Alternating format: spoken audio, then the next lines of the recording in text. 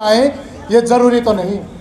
मैं सरदार भगत सिंह व सर छोटू राम की संतान, मेरा मादरे वतन हिंदुस्तान, अंबेडकर मेरा शिक्षक, बुद्ध मेरा गुरु, नानक मेरा स्वरूप। मैं खौफ खा के डर जाने से, बेमौत मारे मर जाने से इनकार करता हूं। मैं जुल्म से इनकार करता हूं, क्योंकि जुल्म से इनकार करना, भगत सिंह कहते हैं कि जुल्म से इनकार करना इंकलाब की ओर बढ़ा हुआ पहला कदम है। मैं कदम पीछे हटाने से इनकार करता हूं। सम्मानित मंच, आदरणीय बुजुर्गों, नौजवान साथियों, मेरी मातृशक्ति, इस देश की अर्थव्यवस्था की नींव, इस देश के अन्नदाता तमाम किसान मजदूरों को मैं अमित सांगवान क्रांतिकारी इस्तकबाल करता हूं। आपको इंकलाब जिंदाबाद प्रस्तुत करता हूं। रवि भाई विभिन्न धरना पर अपना जाना ना रहा है। मैं एक चीज जिम्मेदारी के साथ ये बात कहता हूं कि हरियाणा में 32 नाकों पर व सिंगू, टिकरीपुर, गाजीपुर, शाजापुर, ढासापुर बॉर्डर में हर जगह जाने को मिला, लेकिन जो ऊर्जा यहाँ की महिलाओं में है, जो ऊर्जा यहाँ के बुजुर्गों में है, जो ऊर्जा यहाँ के युवाओं में है और जो अनुशासन इस खटखट टोल प्लाजा पर है, मैं जिम्मेदारी के साथ कह सकता हूँ कहीं और इस आंदोलन में देखने को नहीं मिला। इसके लिए आप सब बधाई के पात्र हैं। भारत के संविधान के आर्टिकल 19(1)(b) अनुच्छेद 19(1)(b) के अनुसार आपको यह स्वतंत्रता दी जाती है कि आप शांतिपूर्वक धरना, विरोध और प्रदर्शन कर सकें। मैं शब्दों को दोबारा दोहराना चाहूंगा, धरना, विरोध और प्रदर्शन कर सके, ये आपका संवैधानिक, ये आपका मूलभूत अधिकार है। करनाल में 28 तारीख को ऐसा ही हुआ था, लेकिन करनाल में इस शासन ने प्रशासन के माध्यम से बर्बरता पूर्वक किसानों के सिर फोड़े गए। हम तो सरकार को इस खटखट टोल से ये कहना चाहते हैं कि सरकार, अगर आपने किसान को किसान मानना बंद कर दिया तो हम सरकार को सरकार मानना बंद कर देंगे। अगर सरकार जनरल डायर बनना चाहती है तो हम भी उधम सिंह बनने में कोई संकोच नहीं करेंगे। लेकिन बुजुर्गों, नौजवान साथियों, सरकार में और हम में एक अंतर है कि सरकार लाठियां खिलाने वाली है और हम इस देश को अन्न उगा के खिलाने वाले हैं। सरकार माफी वीर सावरकर को मानने वाले लोग हैं और हम फांसी वीर भगत सिंह को मानने वाले लोग हैं। हाल ही में विधानसभा सत्र में मुख्यमंत्री ने बड़े ही उत्साह के साथ अपनी उपलब्धियां गिनवाते हुए इस किसानी आंदोलन को कमजोर करते हुए कुछ तथ्य पेश किए। मुख्यमंत्री ने कहा कि हमने 2 देशद्रोह के मुकदमे, 137 अलग अलग FIR, 687 नामजद मुकदमे व 38,000 अज्ञात मुकदमे दर्ज किए हैं। मैं तो समझता हूं कि इस मौजूदा व्यवस्था में और अंग्रेजी हुकूमत में सिर्फ इतना सा अंतर है कि उस वक्त हमारे पूर्वज लड़ रहे थे अंग्रेजों से और आज हम लड़ रहे हैं अंग्रेजों के दलालों से, क्योंकि इनका ना तो किसी स्वतंत्रता संग्राम में किसी भी तरह का, इन कच्छाधारियों का कोई महत्व नहीं रहा, किसी भी तरह का कोई संघर्ष नहीं रहा, किसी भी तरह का कोई योगदान नहीं रहा। बुजुर्गों, नौजवान साथियों, हमारी यह लड़ाई बड़ी है। 600 दिन, 9 महीने, 600 शहादतों के बाद, 600 मौतों के बाद, हजारों मुकदमे लगाने के बाद, सैकड़ों बार लाठीचार्ज करने के बाद हम इस सरकार को यह बताना चाहते हैं कि सरकार, हम आपकी लाठियों से, हम आपकी गोलियों से, हम आपके मुकदमों से डरने वाले नहीं हैं।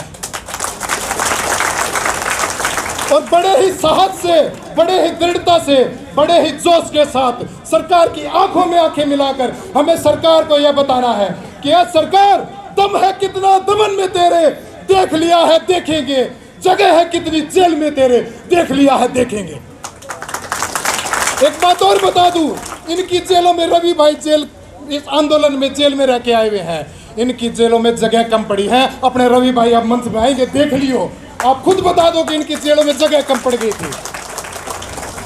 बुजुर्गों, नौजवान साथियों, ज्यादा वक्तव्य को न बढ़ाते हुए आपके बीच इस बात का अनुरोध करना आया हूं, इस बात का निमंत्रण देने आया हूं, आपसे विनती, अनुरोध, प्रार्थना इस बात की करने आया हूं कि 5 तारीख को मुजफ्फरनगर में एक बहुत बड़ा किसान महाकुंभ होने वाला है, एक बहुत बड़ी महापंचायत होने वाली है, जिसमें हमने मोदी को बताना है किया दुश्मन गिल्ले, कितने बाजू कितने सिर, हम अपना सिर कटाने को तैयार हैं, अपने हक छोड़ने को तैयार नहीं हैं।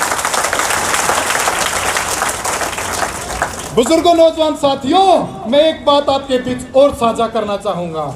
ये सरकार इस बात को सोचती है कि आंदोलन टूट जाएगा। हाल ही में मेरे साथी ने बताया कि 7 समुद्र पार जिस तरीके से हमारे बच्चे अपने लिए समर्पित हैं, वैसे ही आपसे इस बात का क्योंकि संयुक्त किसान मोर्चे की लीगल टीम का सदस्य होने के नाते इस बात का आश्वासन हर जगह दिया है।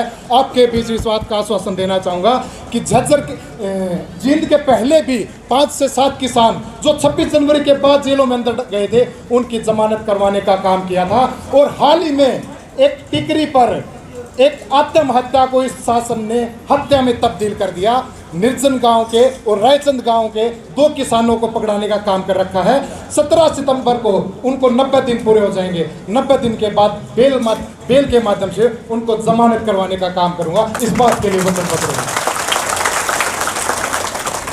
अंत में साथियों, मैं तमाम युवा साथियों से इस बात का अनुरोध करना चाहूंगा कि ये वक्त शांतिपूर्वक घर में बैठने का नहीं है, बल्कि ये वक्त शांतिपूर्वक इस आंदोलन में, इस काले कानूनों के विरोध में, इस जनगण कानूनों के विरोध में, इस देश विरोधी कानूनों के विरोध में, इस किसान और कृषि कानूनों के विरोध में अपनी आवाज को बुलंद करते हुए हमारे साथ ये नारा देंगे कि निकलो बंद मकानों से और जंग लड़ो बेईमानों से। पहले लड़ाई थी गोरों से, अब लड़ाई है चोरों से। बहुत से साथी कहते हैं कि भाई रवि आजाद तो चुनाव लड़ने खातर घूमा है, भाई अमित सांगवान तो चुनाव लड़ने खातर घूमा है। साथियों, हमें वोटों की गिनती करके, किसी नेता या किसी पार्टी की चापलूसी करके हमें चुनाव नहीं लड़ने, इस बात को साफ करते हैं। हम यहाँ पर सत्ता परिवर्तन करने के लिए नहीं, आपके लिए व्यवस्था परिवर्तन करने के लिए लड़ाई लड़ रहे हैं।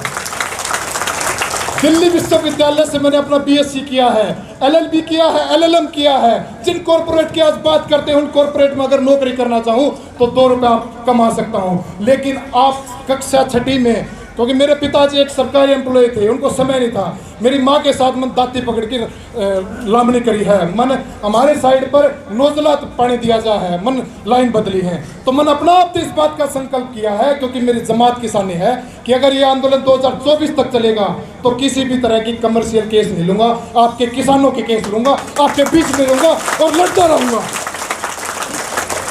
अंत में 4 नारों के साथ अपनी बात को खत्म करना चाहूंगा, और नारों की आवाज इतनी बुलंद हो कि दिल्ली और चंडीगढ़ को सुने कि ये आवाज खटखट टोल से आई है। इंकलाब! इंकलाब! आवाज दो! किसान एकता! किसान एकता! आवाज दो! लड़ेंगे! बहुत बहुत धन्यवाद।